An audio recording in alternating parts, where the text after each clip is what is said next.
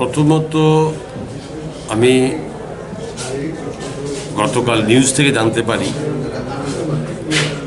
যে গতকাল বিশালগড়ে এখানকার কংগ্রেস পার্টির মাননীয় সভাপতি, রাজ্য সভাপতি, সিনিয়র অ্যাডভোকেট বিনোদ বিশ্বাস মহাশয়ের উপরে কিছু লোকের সেখানে ওনার গাড়ির হামলা করা হয়েছে।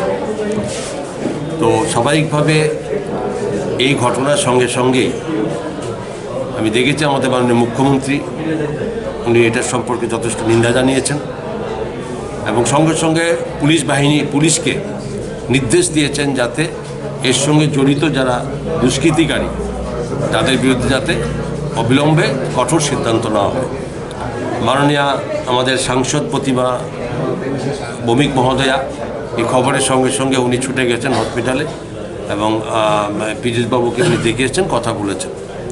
তো স্বাভাবিকভাবে আমিও এটা অবশ্যই নিন্দা করি। কে বা কাহারা করেছে সেটা পুলিশ দেখছে এবং যারাই করেছে এই ঘটনা নিশ্চয়ই ভালো নয়, এটা নিন্দনীয়। ব্যক্তিগতভাবে নিন্দা জানাচ্ছি এটা। এবং তার পরিপ্রেক্ষিতে আমি দেখলাম আবার যে কংগ্রেস পার্টির পক্ষ থেকে একটা প্রেস মিটের মাধ্যমে যে আজকের দিনে 12 ঘন্টা ওনারা একটা মানে বন্ধ দেখেছেন।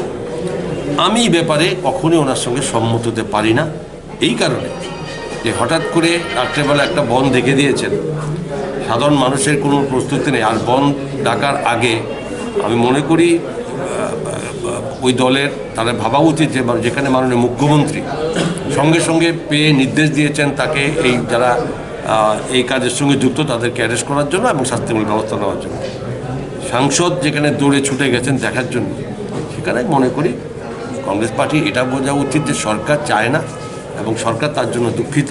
খুদ মুখ্যমন্ত্রী যেখানে বলেছেন সেখানে বলার নেই এবং এই সময়ে এই স্ট্রাইক ডাকাটা আমি কোনো মতেই সমর্থন করতে পারি না। কারণ সরকার যদি এটা যদি একটা অ্যাকশানের জন্য যদি না বলতেন তাহলে এটা অন্য জিনিস ছিল। তাই আমরা সারা রাজ্যের পরিস্থিতি কীরকম রয়েছে পরিবহন ক্ষেত্রে কি স্ট্রাইক নিয়ে দেন পরিবহন ক্ষেত্রে কোথায় আমার গাড়ি চলছে, আমি সকাল থেকে দেখছি বিভিন্ন সময় গাড়ি চলছে, রিক্সা চলছে, অটো চলছে, বাস চলছে, ছোটো গাড়ি চলছে। আজকে এখানে দাঁড়িয়ে আমাদের এটা ভারত সরকারের নির্দেশ মোতাবেক যেখানে আপনার 1 মাস ব্যাপী এই রোড সেফটি, ন্যাশনাল রোড সেফটিটা মেনটেন করতে হবে। আমরা এসছি, এটা আগের প্রোগ্রাম ছিল এবং এটা তো এরকম নয় যে আমরা করতে না পারি, আমাদের এটা করতে হয়েছে। গাড়ি চলছে এবং আসলে স্ট্রাইকটা সম্পর্কে সারা রাজ্যের মানুষই জানতে পারেনি। আমি যদি হঠাৎ করে স্ট্রাইক ডেকে দেওয়া এটা কত বড় একটা যে মানুষের কাছে অসুবিধার মনে এটা আমার বক্তব্য। দেখুন গাড়ি চলছে অ্যাজ ইট ইজ, সার জায়গাতে আমি অন্যান্য ডিস্ট্রিক্টের খবর নেই, তবে এতটুকু বলতে হবে আগরতলাতে আমি আছি, দেখেছি সব জায়গায় গাড়ি চলছে। Thank you.